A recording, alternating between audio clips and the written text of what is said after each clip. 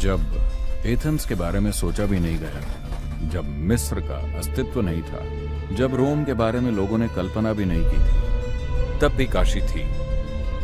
काशी इतनी प्राचीन है।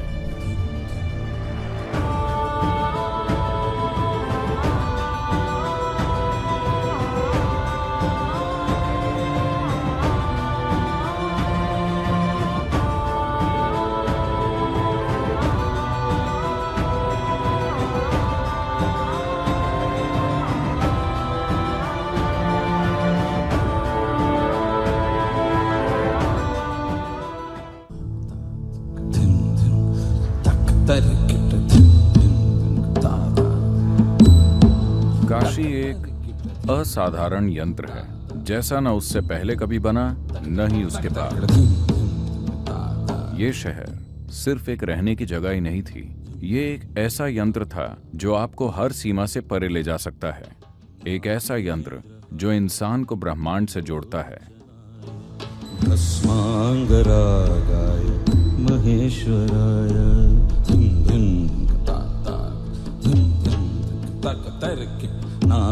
यहाँ मूल रूप से 54 मंदिर शिव के लिए हैं और 54 शक्ति के लिए, क्योंकि मानव शरीर को ही इस तरह से देखा जाता है। इसका आधा हिस्सा पिंगला है और आधा ईड़ा, तो उन्होंने पूरे शहर को ही एक शरीर की तरह बनाया। तस्मै शिवाय नमः शिवाय, तस्मै नकाराय नमः शिवाय, ओम नमः शिवाय, ओम नमः। ये संगीत, कला, ज्ञान और व्यापार का भी एक मुख्य केंद्र था। एल्बर्ट आइंस्टाइन ने कहा था कि वेस्टर्न साइंसेस इंडियन मैथमेटिक्स के बिना एक कदम भी नहीं बढ़ा सकते, और वो मैथमेटिक्स इसी जगह पैदा हुआ। हजारों सालों से पूरी दुनिया से लोग यहाँ आते रहे हैं। गौतम बुद्ध ने अपनी पहली शिक्षा भी यहीं आकर दी। अगर आप भारत में पैदा हुए हैं तो आपका एकमात्र सपना है काशी जाना। काशी रस्मों से भरी हुई है। यह अनुष्ठानों का केंद्र रहा है। भीतरी प्रक्रिया करने से ज्यादा भरोसेमंद कुछ नहीं होता। वो सबसे अच्छा तरीका है। तो एक प्रक्रिया में दीक्षा मिलने के बाद आपको उसी पर निर्भर रहना चाहिए। ये चीजें इसलिए बनाई गई क्योंकि ये जनता के लिए हैं। उन्हें खुद के साथ कुछ भी करना नहीं आता, पर वो इतना जानते हैं कि कुछ करना जरूरी है। तो इसीलिए एक ऐसा यंत्र और यंत्र के साथ जुड़ी जटिल रस्में करना बहुत उपयोगी है, क्योंकि इससे कई लोगों की एक साथ मदद होती है। एक अनुष्ठान है जिसे सप्तऋषि पूजा कहते हैं। सप्तऋषि यानी वो 7 शिष्य जो शिव के पहले शिष्य थे। शिव के संदेश को फैलाने के लिए वो दूर जाने वाले थे। तब उन्होंने पूछा, हम आपकी पूजा कैसे करेंगे? शिव ने उन्हें एक तरीका सिखाया। वो बोले, इस तरह कीजिए, मैं आ जाऊंगा। ये पूजा उन्हें सिखाई गई थी। फिर उन्होंने लोगों को सिखाई, और आज भी ये उसी रूप में मौजूद है जैसे शिव ने सप्तऋषियों को सिखाई थी। वो प्रक्रिया उन्होंने शुरू की और इस तरह से की कि ऊर्जा के ढेर बनते चले गए। दूसरों को शायद इसका एहसास न हो, मेरे लिए ये एक जीवित सच्चाई है। और लोगों के आंसू बहने लगे। वो नहीं जानते कि ये क्या है। जो इसे कर रहे हैं वो नहीं जानते कि ये कैसे होता है, पर वो सिखाई गई प्रक्रिया के हिसाब से पूजा करके इसे एक सच्चाई बना रहे हैं। देखिए, इस नाव को चलाने वाला व्यक्ति इंजन बनाना नहीं जानता, उसे बस उपयोग करना आता है, जो काफी है। तो उन्होंने बस वैसे पूजा करना सीखा जैसे सप्तऋषि करते थे। 7 लोगों ने बैठकर पूजा की, जो कि जबरदस्त थी। मैंने किसी भी मंदिर में इतनी ऊर्जा कभी नहीं देखी। मैंने कई मंदिर देखे हैं। जहां भी मुझे ऊर्जा महसूस होती है, मैं जाता हूं। मैं वहां प्रार्थना करने नहीं जाता, मैं मांगने नहीं जाता। मैंने जीवन में कभी किसी मंदिर में अभिषेक या पूजा नहीं की है, ठीक है? पर यह एक जबरदस्त विज्ञान है। आपको ध्यान लिंग मंदिर में आकर बैठना चाहिए। ना कोई अनुष्ठान, ना मंत्र, ना पूजा, कुछ भी नहीं। वहां हमेशा बिल्कुल शांति होती है। बस जाकर वहां बैठें और देखें, क्योंकि उसे मूल रूप से ध्यान के लिए बनाया गया है। जिन्हें ध्यान के बारे में कुछ नहीं पता, जिन्हें कोई निर्देश नहीं मिला है, बिना किसी निर्देश के लोग ध्यानमय हो जाते हैं। तो ये तकनीकें हैं, न कि विश्वास प्रणाली। मैं कहूंगा कि अगर आप काशी जाने वाले हैं तो कम से कम 3 महीने किसी ध्यान प्रक्रिया में दीक्षा लीजिए।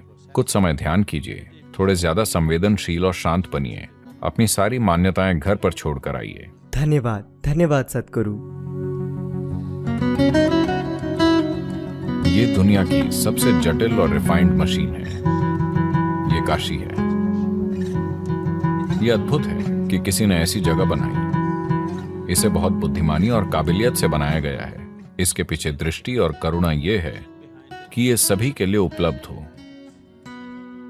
इसीलिए हम उन लोगों को नमन करते हैं। दुनिया को इसी की जरूरत है, ना कि कट्टरता, फिलॉसफी या विश्वास प्रणाली की। इंद्रियों से परे जाकर उस चीज का अनुभव करने की क्षमता जिसे फिलहाल परे की चीज माना जा रहा है। यही अकेला तरीका है जिससे मनुष्य जानेगा और जिससे मानव चेतना का विस्तार होगा। मानव समाज में हुए छोटे छोटे टुकड़ों से परे इंसान के विकसित होने का यही एक तरीका है।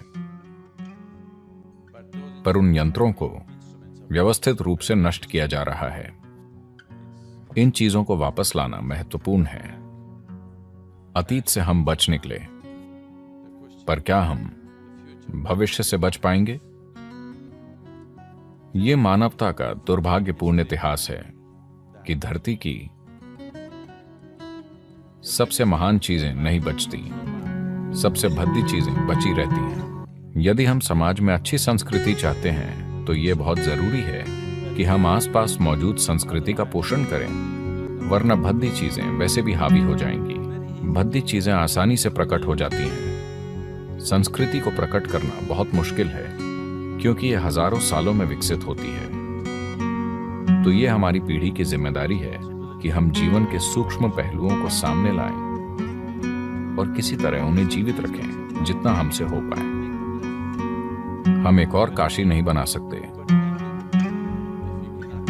पर मौजूदा काशी को जितना हो सके उतनी अच्छी तरह से संभालें और ज्यादा साधन बनाएं जिनसे मनुष्य बड़ी संभावना से जुड़ पाए। हमें पढ़ने के लिए और किताबों की जरूरत नहीं है। हमें और अधिक व्यावहारिक साधन और तरीके चाहिए जिनसे इंसान खुद के बारे में अपनी समझ का विस्तार कर सके। तस्मै शिवाय नमः शिवाय। तस्मै